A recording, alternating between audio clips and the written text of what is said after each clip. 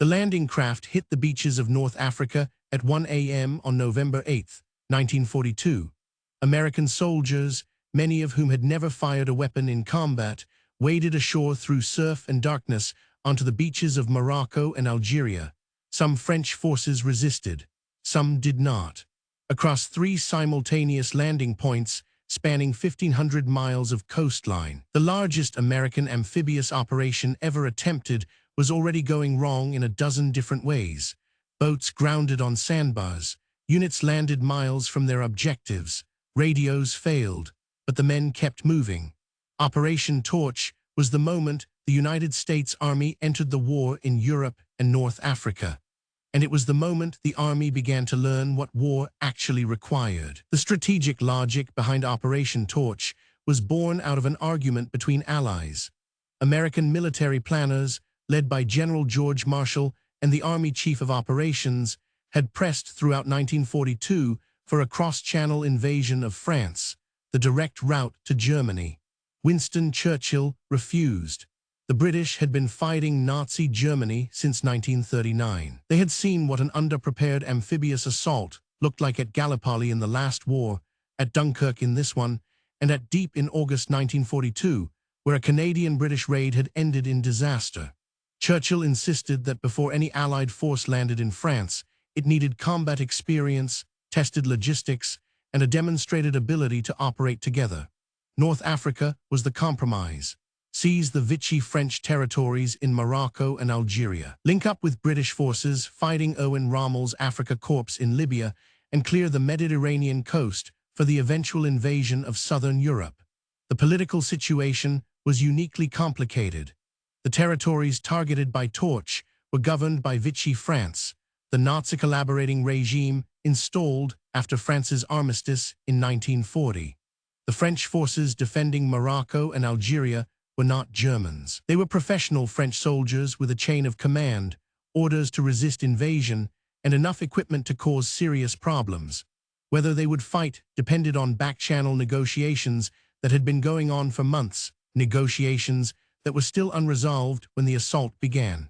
The landings went forward across 3 task forces. General George Patton's Western Task Force assaulted the Moroccan coast near Casablanca with 35,000 men. The Center Task Force struck Oran in Algeria. The Eastern Task Force landed near Algiers. The French response varied by location and by the individual commanders in charge. At Algiers, resistance lasted hours. At Oran, French warships sortied against the Allied fleet, and the fighting lasted 2 days. At Casablanca, the incomplete French battleship Jean Bart, immobilized in the harbor but still able to fire her main guns, engaged American warships directly. Naval gunfire and air attacks eventually silenced her. A parallel French destroyer sortie was destroyed by American cruisers. The fighting continued until November 11th. The ceasefire came through a deal with Admiral François Darlan, Vichy's top military commander, who happened to be in Algiers visiting a son ill with polio when the landings began. Eisenhower's representatives negotiated an agreement. Darlan would order all French forces in North Africa to stand down in exchange for recognition as the French civil authority there. The Darlan deal outraged Free French forces under Charles de Gaulle and caused a political firestorm in both Britain and the United States. Critics called it a bargain with a fascist collaborator. Eisenhower defended it as military necessity, a deal that saved lives and weeks of fighting. The controversy resolved itself on Christmas Eve 1942, when a young French monarchist shot Darlan in his Algiers office. He died 2 hours later. With French resistance ended, the real enemy appeared. German and Italian forces poured into Tunisia from Sicily and Sardinia, racing to establish a bridgehead before the Allies could consolidate and advance east. The American Roman II Corps, moving through the dorsal mountains of Algeria toward Tunisia, encountered veteran Axis units for the first time. In February 1943, German armor under General Hans-Eugen von Arnim struck through the Kasserine Pass in the Tunisian steppe and drove American forces back 50 miles in 2 days. The defeat was humiliating. American tanks were outmatched by German armor. Infantry coordination with artillery and armor collapsed under pressure. Officers lost control of their units. Eisenhower relieved Roman II Corps Commander General Lloyd Fredendall and replaced him with George Patton. The lessons of Kasserine were distributed to every American unit in the theater and studied carefully.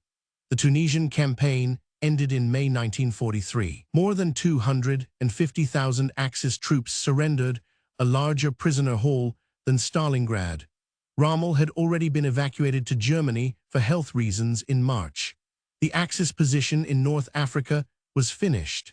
The campaign had taken 6 months longer than planned and cost the Allies more than 70,000 casualties. But it had accomplished something no training program could replicate. It had given the American Army, officers and enlisted men alike, the understanding of what combat against experienced German and Italian forces actually required. The tactics evolved. The leaders who survived were better than the leaders who had started. Operation Torch mattered not primarily because of what it captured, but because of what it built. The army that crossed the English Channel in June 1944 was not the army that had waited ashore in Morocco and Algeria in November 1942. It was the army that had learned from those beaches, from Kasserine, from Sicily, from Anzio. North Africa was the first chapter of that education. Every American soldier who landed at Normandy carried something of it with him.